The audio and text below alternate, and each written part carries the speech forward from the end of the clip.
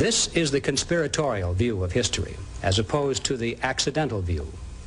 And it is the conspiratorial view that we shall present in this program. There is a conspiracy theory that a shadowy elite of international bankers are secretly controlling the governments of the world. They say that the people that control this world could sit around one large table and have lunch. The theory goes that these elitists plan to create an all-powerful new world order, a world government that will destroy anyone who disobeys them. It is a theory shared by militiamen and neo-Nazis, and also by an increasing number of mainstream Americans. The message spreads through underground videos and anti-New World Order talk shows. Is there a New World Order? There's a New World Order. Is there a new religion coming? A new religion's coming. The New World Order has a certain smell about it. The smell of death. This is the story of a family who wanted to escape from the clutches of this tyrannical elite by moving to a mountaintop in Idaho. It is also the story of how their paranoid fantasies came true. Are you proud of yourself? Are you proud of yourself? You're gonna kill all the children to get what?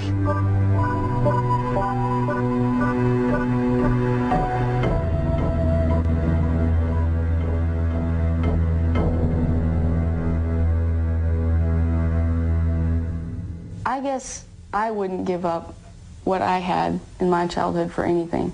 Like when I was little, I would go out and I could sit and watch, you know, a wasp dig a hole in the ground for hours. And then I'd follow it and it'd go paralyze a worm or a cricket or something and it'd drag it into its hole. But the media just portrayed that we were all crazy and had landmines everywhere and all we cared about was guns, I guess. But I mean, I do like guns, I still do. And I did then too, but I mean, it's not weird or crazy. When Rachel Weaver was 2 years old, in the mid-1980s, her parents, Randy and Vicky, moved the family from Iowa City to a mountaintop in Idaho, a place that became known as Ruby Ridge. Randy and Vicky were conspiracy theorists. They believed that an evil elite of international bankers and media moguls was secretly controlling their increasingly tyrannical government. The move to the cabin was their way of opting out.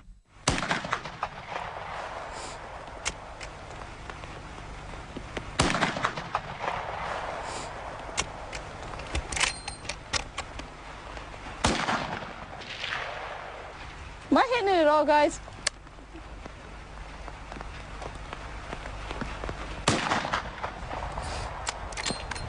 We wanted to kind of get out of the regular system and wanted to find a place where we could teach the kids at home, get them out of the city and out of the public school system. Like government school is what I call them. And, you know, kids in the city grow up with basketballs and bicycles, and kids in the mountains or out in the country grow up with dogs and guns. It isn't about hunting or target shooting. It's for protection against a government that can become tyrannical. Describe the feeling of what it's like to shoot a gun. I don't know. See, I really fell in love with this one gun. It's called a 45-70, but it has a really, it's not a hard kick, it's a like lugs you back. I don't know, I think that's what I enjoy most about that gun. The reason why I don't look at it as a big political thing is because even if I had, you know, my rifles, it's not like it's going to do me any good if the government wants to wipe me out. All I have to do is fly over in a helicopter and drop a firebomb, you know. But as far as trying to go up against the government, that's just, unless the whole country did it, I guess. But that'd be a little different. This used to be one of my mom's favorite songs. It's that counting flowers on the wall. That don't bother me at all, that, you know.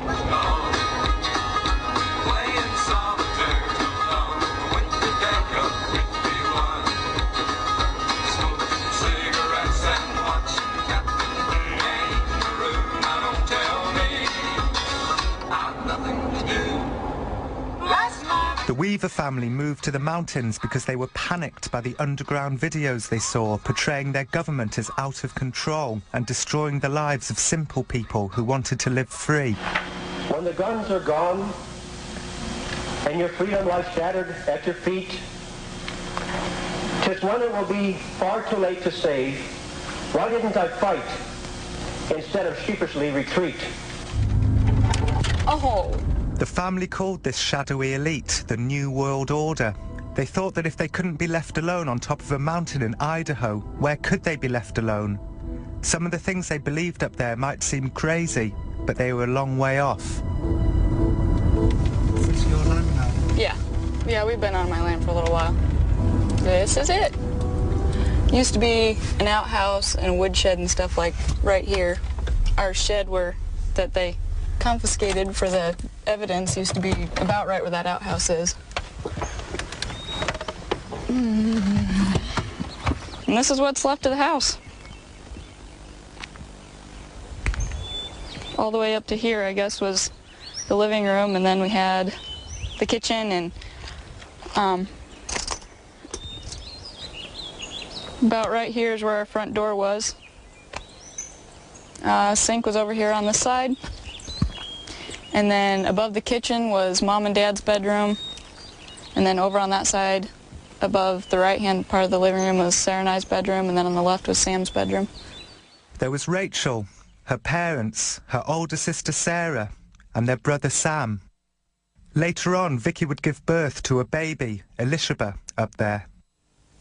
We'd build tree forts and little huts and use old dead branches, and sometimes we'd make a little dugout and hide behind that and play war games. And I remember using some of the leaves off the bushes as play money and going to the store where there'd be like,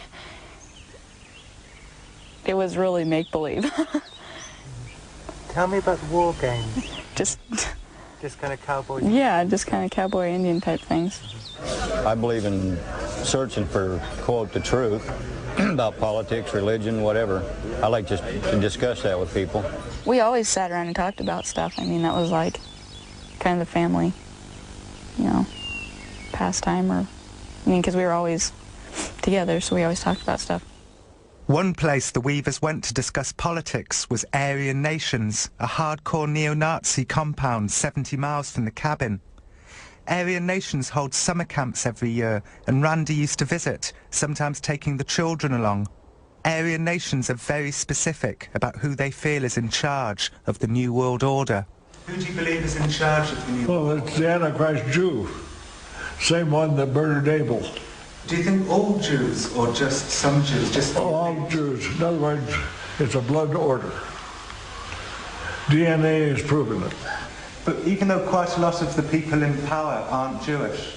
No, not. What you're saying is they are trying to say that they're not Jewish, but all the Rothschilds and the Bilderbergers and all the rest of them are racially Jews. We don't really care what religion they have adopted over the centuries, but as a race, they're Jews.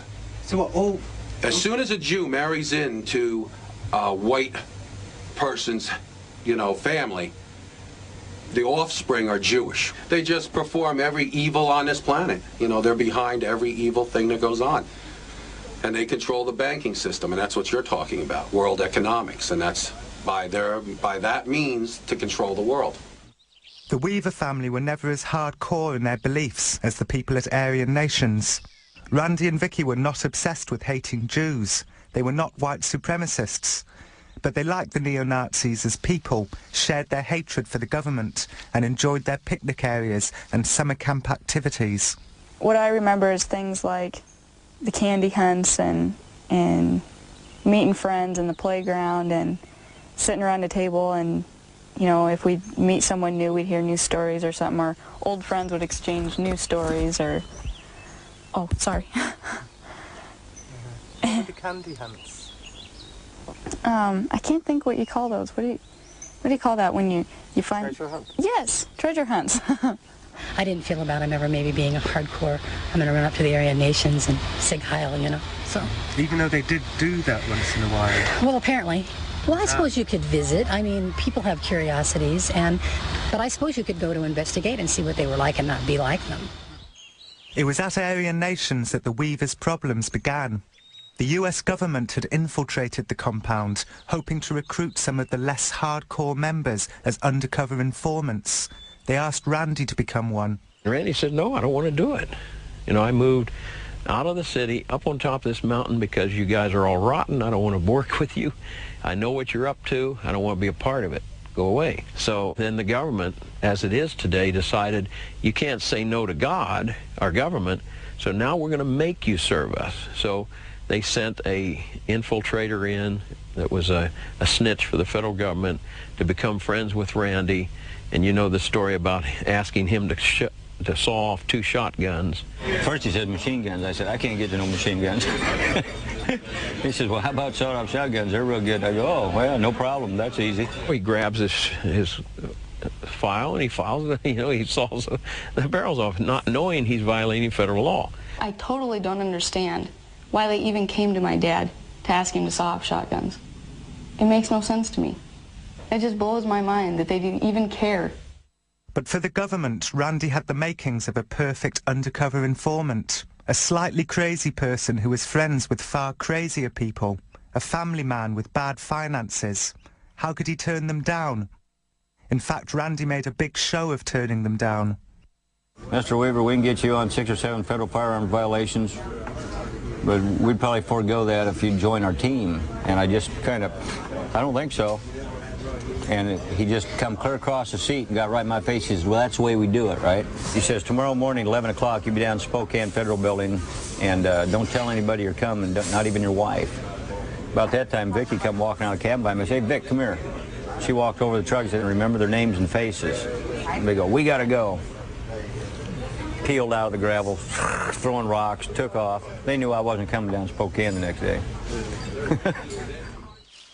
Randy was indicted on the shotgun charge, feeling that he'd been coerced into committing a crime by a tyrannical government controlled by the New World Order. He decided not to show up in court. The family buried their heads in the sand. Randy let it be known that he would not be taken off the mountain alive. A family friend called Kevin Harris moved in with them. I knew I was going to lose. They had me set up, white supremacist, gun runner, blah, blah, blah, and those people that they put on juries in North Idaho are the local brainwashed county, city fathers and mothers that will suck up and do it. If the government told them to go down Monday morning and get a walking license and pay $10 a year for it, they'd do it. From then on, I never left that property. Pretty neat view, huh? It was as if Randy and Vicky's conspiracy theories were coming true. They had moved to the mountains to escape a tyrannical government, and a tyrannical government was now coming to get them. The family took to carrying guns at all times, even the children. They became increasingly convinced that the army of the New World Order was watching them from the bushes. In fact, they were being watched from the bushes. You have to remember they were under surveillance after a period of time because Randy had tried to apprehend Randy previously and not been successful. But were I closeted up on the mountain with just my family and already feeling persecuted and I know someone's watching me, my paranoia is going to increase, whether I think it's going to or not. See, most paranoid people think they're being watched and they're not. Right. Here was somebody who thought they were actually being watched, so yeah, they're on a high alert. So any little thing that occurs becomes a big thing. Can you hear that? Somebody's on their way up. Oh, see, now if we were out at the rock, I could run out and see who it is.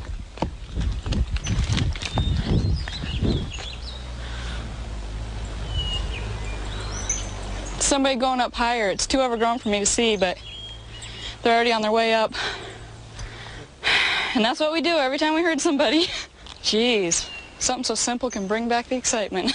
Then the marshals come because he's avoiding arrest. They're not going to just walk away and say, oh, well, sure, you don't want to be arrested. We'll see you around. And you can't dispute the fact the man had a sawed-off shotgun and he tried to sell it to an undercover agent.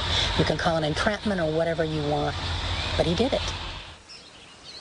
Due to the remoteness of his location in the mountain, it was decided that we just kind of take a wait-and-see attitude because, again, he had 3 kids up there. And the last thing we wanted to, well, the baby came along later. And maybe in retrospect waited too long. Of course, time went on and a year went on. And the last thing that the Marshal Service wanted to do was to get into a situation where kids could get involved. and then it still fell apart. I don't have a lot of memories about me and Sam because we never really hung out together. One thing is, the day before everything happened, he had gone down to collect the seeds from his radish plants because they were really huge, just really good radishes, and he was going to plant some next year. Well, I followed him down there to talk to him and watch him or whatever, and he's all, you know, leave me alone, quit following me, whatever. And I went behind this blown over tree where the root was really big, and I was sitting there crying. And he came over and apologized to me and said he loved me and everything. And I guess that's what I remember most about him, because he had never said anything like that to me. The marshals were up there doing the same thing they'd been doing off and on for the last 3 months. They had cameras up there. Of course, Randy had found one of the cameras and had destroyed it. And they got too close to the cabin.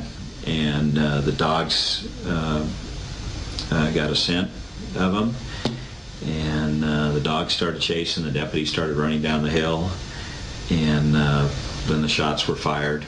If I'd had any idea that these federal marshals were doing, they was out there dinking around, I'd have never, I wouldn't have gone out there myself, but I sure as hell wouldn't have let Sam and Kevin go running chasing that dog after federal marshals. I mean, that'd be stupid. That'd be stupid. But so I go down this logging road, down to the area they call the Y. I hear clunk, clunk, clunk. I look, and here's this guy jumps out in front of me, total cameled out. I mean, just, I saw his eyes and I saw his mouth move, and he yelled, "Freeze, Weaver." I said, "You." I was yelling for the boys. "Boys, get home, boys, it's an ambush," right? I heard Sam yell, "I'm coming, Dad." Boom, boom, boom, boom. Then it opened up.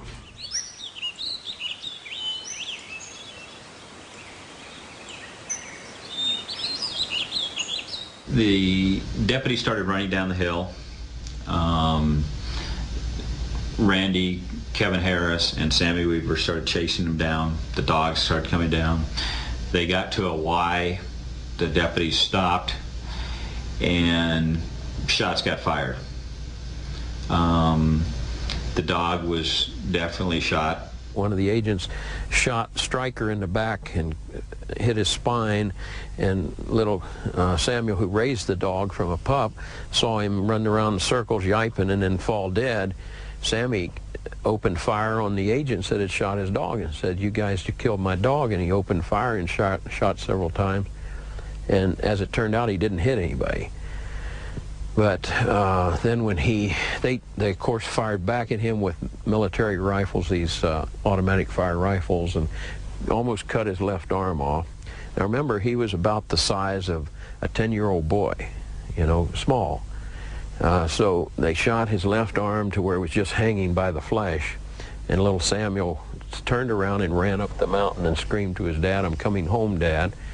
And at that time, my fellow officers took a MP5 machine gun and just sprayed him right up the back as he's running away and murdered him right there. One of the U.S. Marshals, Bill Deegan, was also killed in the gunfight that followed Sammy's death. We were all standing up on that rock that overlooks our driveway, and it was just,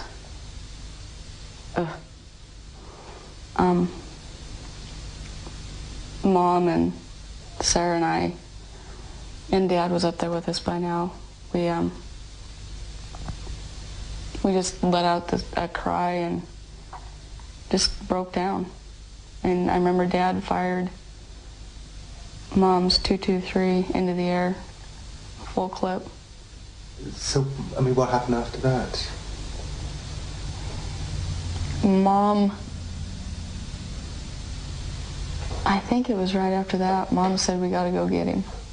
And so Mom and Dad went down, and Kevin went with them. And I went in the house and got Elizabeth dressed. And I never saw him. They put him in the guest shed, and Dad and Mom went in and cleaned him up and wrapped him in a sheet, I guess. It was a bad deal. You know, I didn't give a shit about nothing after that. I still don't, pretty much. See, I don't remember days. To me, it's just all one. It's like one long bad day. Vicky Weaver wrote in her diary that night that Sam was killed while chasing the servants of the New World Order. A US Marshal had been killed, so his team called for backup. A 400-strong army descended on the cabin. They sealed off the mountain. 2 miles away, down in the valley, the neighbours began a protest at the roadblock. Martial law was declared by the state governor, who called the Weaver cabin an extreme emergency and disaster area. Good afternoon. A federal agent has been shot and killed in a confrontation with a fugitive in North Idaho. We started listening to the news that night. Oh, crazy bastards, you know, white supremacists murder U.S. Marshal. Yeah, right. We murdered him. Yeah, wrong. This is a big deal now. Crazy white supremacist and they got a dead cop. Whoa, whoa, this cop is worth more than my son? I don't think so. He ain't even worth more than my dog. Were you aware of just how many troops turned up after that? Oh, hell no. The military operation was undertaken with such stealth that besides from hearing a few sirens down in the valley, the Weaver family had no idea that their cabin was now surrounded by FBI snipers. I think it's one of these things that a couple agent friends of mine, when we get together for lunch, it never fails. This comes up at every lunch. And it, well, wonder if we would have done this, or well, who said that, or why was that done, or... And what about the rules of engagement? You know, can we look back today and say those rules shouldn't have been that way? Sure, we can do that today. And what were the rules? The rules of engagement, there was 4 rules in there, but the main rule was that any adult armed male, it could be I can't remember the exact words, to tell you the truth. Could and should be shot? You know, I'd have to read it again.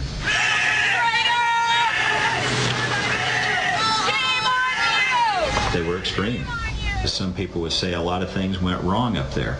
Well, you know, I won't disagree with that. Everything that probably could have went wrong did go wrong. The next day, the other 2 dogs that we had tied up out in the yard started kind of whimpering and barking a little bit. And I thought, yep, here they come. Somebody's out there wants to talk to us. I took Sam's Mini 14, and I walked out, and bang, I got shot through the shoulder. It was like a bloody mist went out across the front of my face. I smelled that, and it went. I cussed in my mind, you know, like this. You know, this really hurts.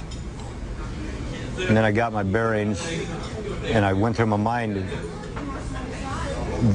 They're going to murder me now. They're going to kill me now. We're up on the hill, just about straight across from where the house was, where Horiuchi was apparently placed strategically. That was the sniper? Mm-hmm. You can see very clearly, well, at least I know where the house was, but I can see everything real clearly from here. You can see that old cook stove laying on the platform right now. If I can see that, and he had a scope, I know he could see a lot more. He first took a shot at my dad and hit him in the back, came out through his armpit. And then, as they were running into the house, he shot my mother, and it went through her head and killed her, and the bullet then entered Kevin Harris. Where was your mother at the time? Standing right about where that cook stove is. It'd be about exactly where she was. She was holding my little sister, who was 10 months old at the time.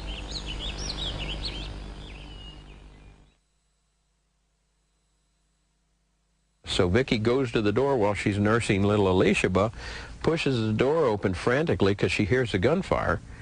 And here comes the whole family running in the door. The bullet had come through the window in the door. Would have went through Vicky's face here and come out this, or let's see, she was facing that way. Would have come in here, out here, right over the baby's head, and into Kevin. Kevin's coming in, it went in his left arm. And the main part of the bullet broke two ribs and stopped about this far from his heart. So that was an excellent shot, but a very sad day for America when one of my fellow officers and soldiers has to shoot a mother holding her little baby. I turn around, there's Vicky. She's kind of down on her knees and her head. I think it was Dad picked Elishba up out from underneath Mom and handed her to me. And she had blood and stuff all over her head, and we were afraid that she had gotten hit too, but she was okay. It was just Mom's blood. And that's when we went around and drew the curtains on all the windows. And shut the door, obviously, and we didn't come out after that. The family locked themselves in the cabin for over a week. Nobody but the Weavers and the FBI knew that Vicky had been killed. How many of you against one is there, huh? We want a head count. We want to know how many are still alive up there. I remember hearing people underneath the house rustling through our stuff. I remember the floodlights coming through the cracks of the curtains.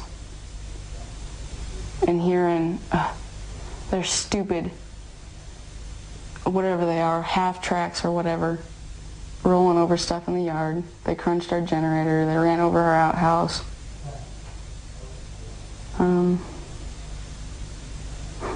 Not to mention, down at the Y where everything happened, after they shoot the dog, and then my brother, they ran over the dog. It's just sick. Baby killer! Baby! Huh? Baby killers! You're all baby killers, you bunch of senseless bastards! All of you! 2 miles down in the valley, the protest at the roadblock had swelled to thousands. People travelled from across America to support the Weavers. Nobody can murder a 14-year-old boy. Any adult in his right mind would never, ever agitate a 14-year-old boy into a mortal gunfight and justify it as right. There's just no way it can ever be justified as right in my book. I'm a father, and I'm an American, and I'm sickened to my soul. Jack McLam and Bo Greitz were in the crowd. Jack and Bo are both ex-military officers who've jumped ship and become heroes to the anti-government activists. It was surreal. It was incredible. What we had was, I'd never seen so many FBI, DEA agents, U.S. Marshals, local police, state police in one place in my life. We had armored personnel carriers, and then they were all dressed in military uniforms with Kevlar. This is America. What is going on here? Every day they would shout at us through the bullhorn or loud thing, or whatever you call it. And they'd say, Vicky, Vicky, tell Randy to pick up the phone. And Dad would scream out, you son of a bitches, you shot her or whatever. You know she's dead. And they'd never answer us. And I know they could hear through the walls. They were under the house. They were around the house. They were everywhere. How much will you take? How much will you compromise? What are you doing? How many dead patriots will you bury? But there were people who were holding up signs that said "Death to Zog." What does Zog mean? It means Zionist occupational government. And the neo-Nazis, Randy had attended their church a couple times, and he didn't like it, so he left. And so they felt they would come to his aid. And so they were there with their signs saying it was a Zionist occupational government was doing all this. It was a week into the siege. The FBI had failed to convince the Weavers to come out, so they invited Jack and Bo up the mountain to talk with Randy and his daughters through the cabin walls. Bo Greitz and Jack McLam walking across the bridge across Ruby Creek, heading to Randy's mountain house. Later that night, Jack and Bo came back down the mountain to tell the protesters what they'd learnt. I want all of you in the vigil to join your hands. I want you to get close, and I want you to get warm. I've got good news and I've got bad news. The good news is that we went right up to the top of the hill and established an immediate dialogue like I knew we could with Randy. Wasn't any problems at all. This communication is going to continue. I want your hands joined. That's an order. I got a reason for it. The bad news, and get a grip on yourself, is that Vicky was killed. Damn. And most unfortunate thing, apparently she was killed on Saturday.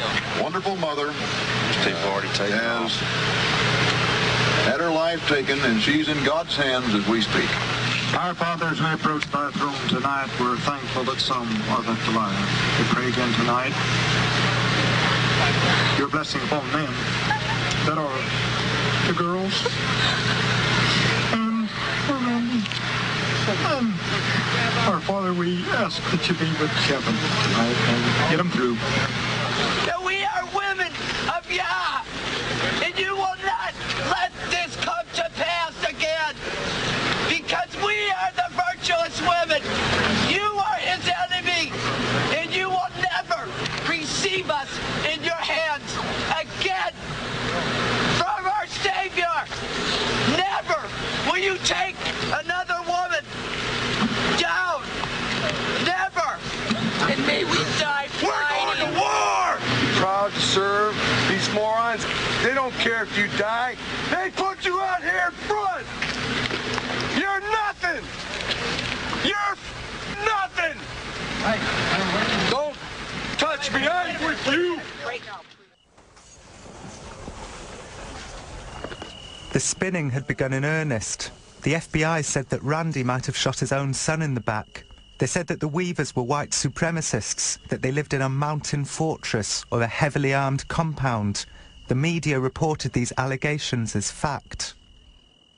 At one point they said you had, like, bunkers and... Yeah, the root cellar.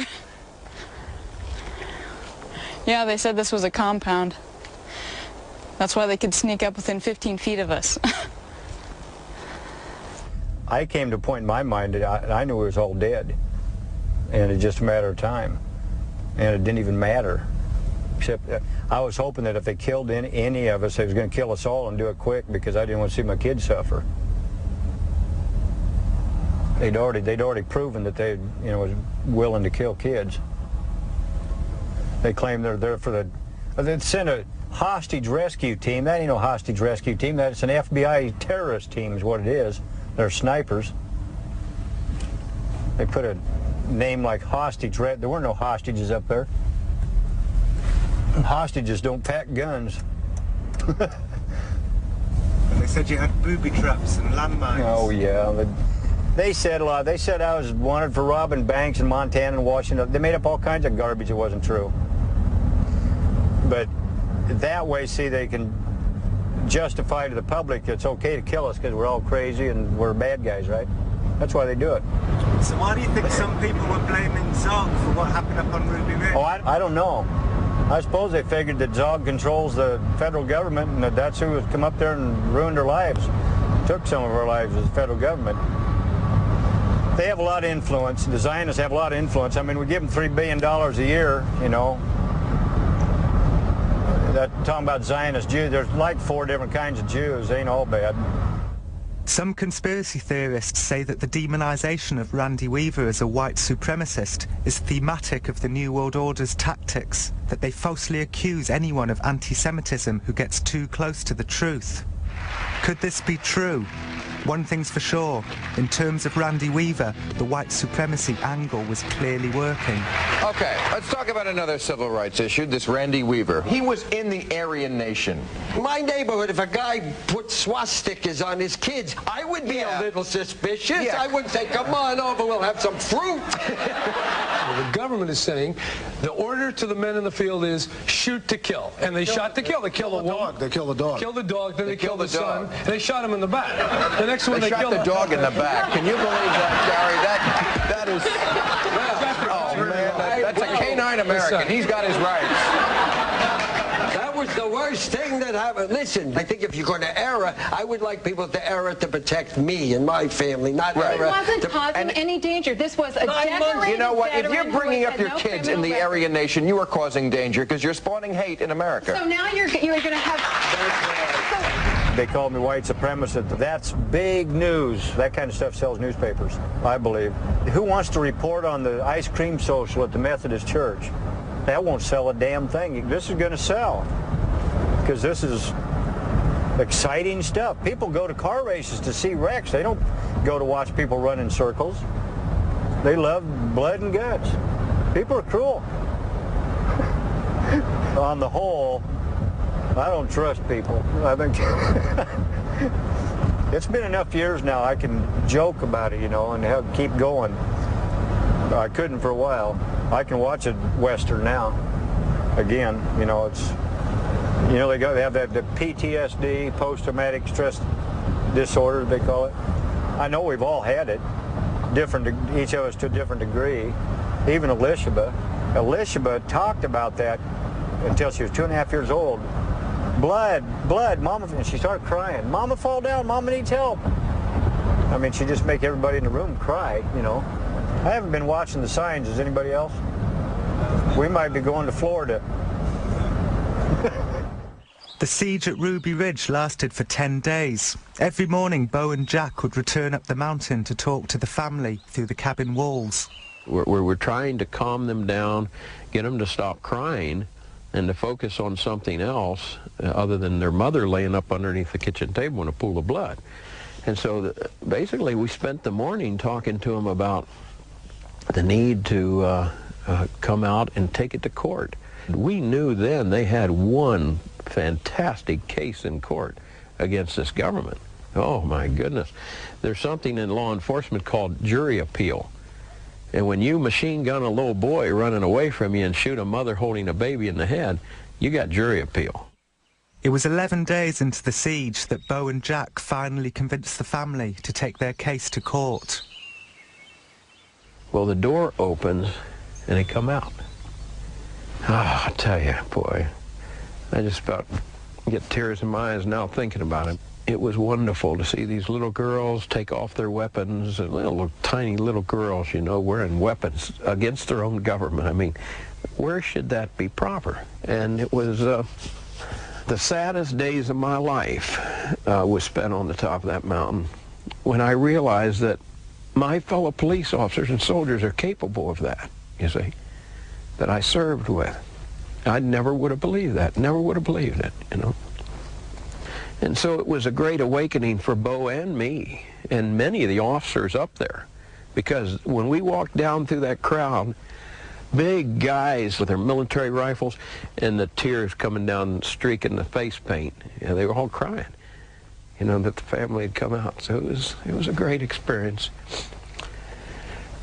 And that's why there's so many people today in America and people in uniform that are speaking out against this damnable world system that's being set up that will do that to people at will. That's me and President George Bush. Some of the fringe benefits that you get being in these positions. I've had the opportunity to meet many stars, and that's me and Dolly Parton. There's me and President Ronald Reagan. Down here is a picture of Randy Weaver when we brought him off the jet shortly after we had taken custody of him. You know, in law enforcement, you always think that individual that you arrested was guilty. The jury chose another avenue, and I don't have to agree with that, but in this country, I have to respect it.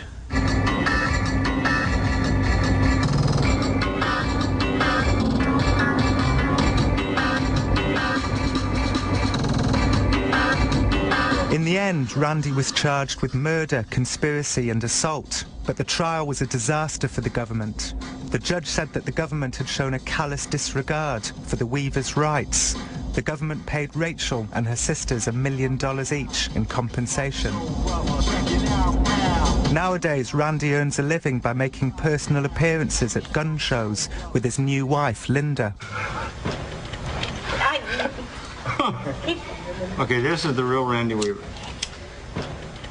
What's happening, buddy? 2 miles from the cabin is the Deep Creek Inn, where the family used to go for nights out. Rachel and I went there for supper.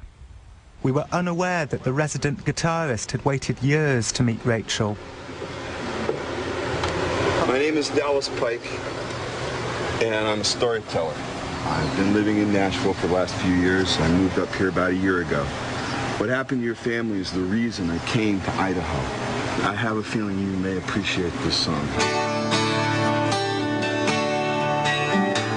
Red stains in the snow, Bloody Ridge, Idaho. Red stains in the snow, Bloody Ridge, Idaho. 1,000 meters is a long, long way. Never miss their bullets, never stray. Where's the justice and how do you appeal? There's no talking over, there are no deals when some buffalo hunter snaps a cap. How are you doing, sir? Good, how are you? What's your name? Bruce. Bruce, glad to meet you. This is my wife, Linda. Bruce. Yes, sir. What's your name? E-S-S-E-N. Okay, back Thank out. you, Herman. Back out. Glad to meet you. That's my pleasure, believe me. Red stains in the snow, Vicky Weaver in Waco. But America died in a coup d'etat. It's back in Dallas that our freedom fell when some buffalo hunters and the FBI pulled it all for our eyes. Okay, yeah, here, do it like this. There. Closer. This is cute. And look right into the lens so your eyes flash. All right, I'll sign this here pretty quick. Red stains in the snow, too many names for us to know.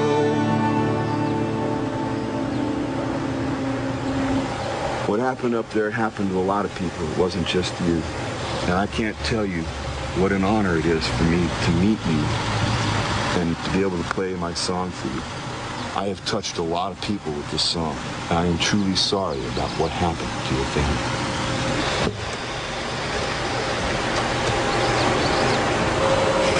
I don't know what to say to people when they do that.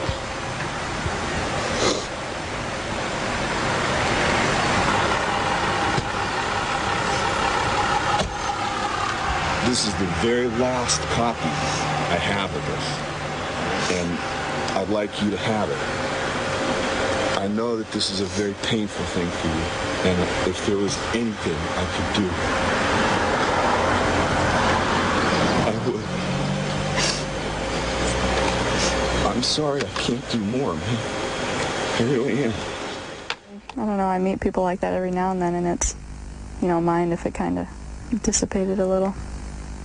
I'm okay until I start hearing things like when he says Bloody Ridge, Idaho. It just reminds me of like seeing blood on the floor, and it makes me start thinking about it, and Vicky Weaver was butchered like a buffalo, standing in the doorway of her own home, holding her baby and crying out to God to protect the rest of her family from the mad dogs that had already shot her son in the back from an ambush. With one bullet, Lon the Hitman Horiuchi brought Vietnam to America. As Vicky Weaver started talking about the One World Order, and they just gunned her down because they could. So where are we going, Randy? Where are we going? Waco, I think. And what are we going to do when we get there? Well, we're going to talk to folks. So we must be almost there, right? I'll bet we are. We'll probably recognize a new church building. Randy has never before visited the ruins of the Branch Davidian Church at Mount Carmel in Waco.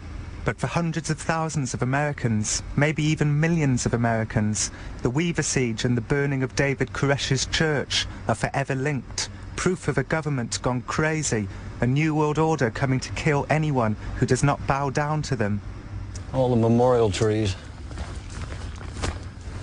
See the little placards, little headstones?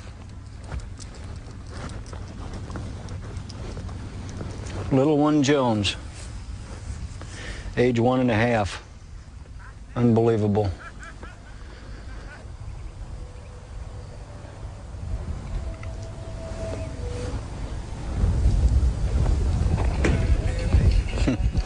I'll tell you what, boys, I wouldn't put that one on my place.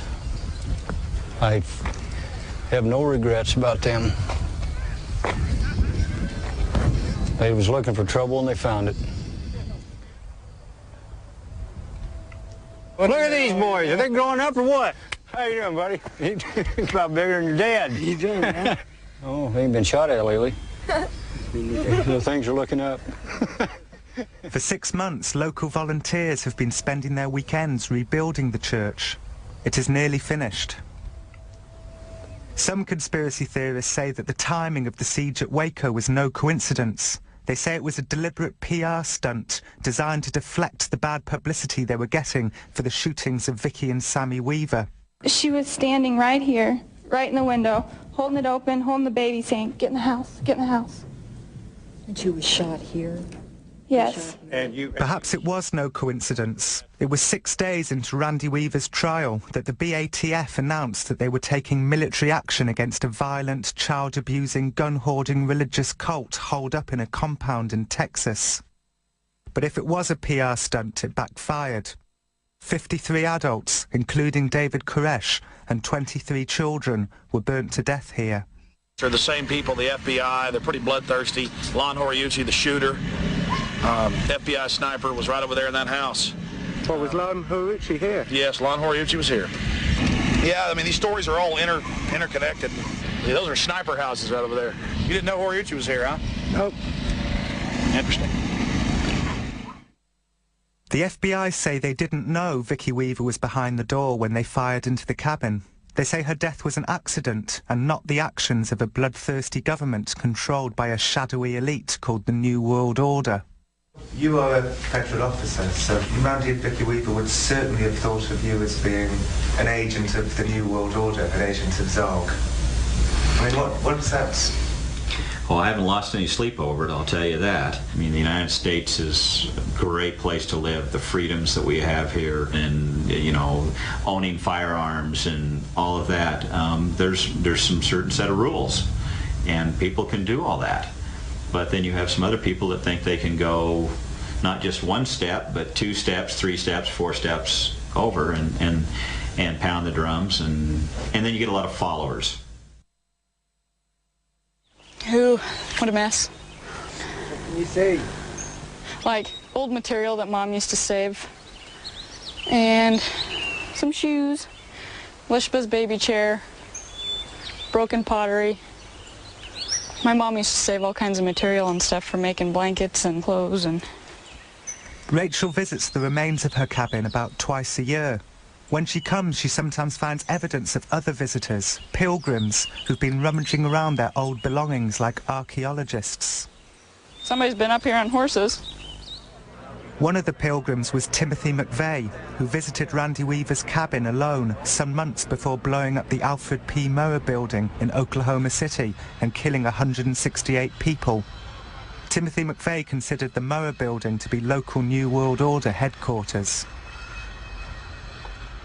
The Weavers moved to the mountains because of their fantasies about a shadowy elite coming to get them, and in a sense their conspiracy theories came true.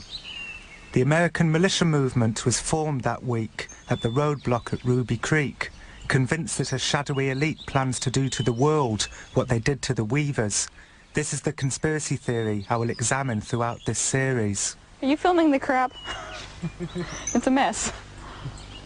I'd love to tear this down and burn it. You guys ready to head back? Or? Oh, I don't want to be late for dinner. Yep.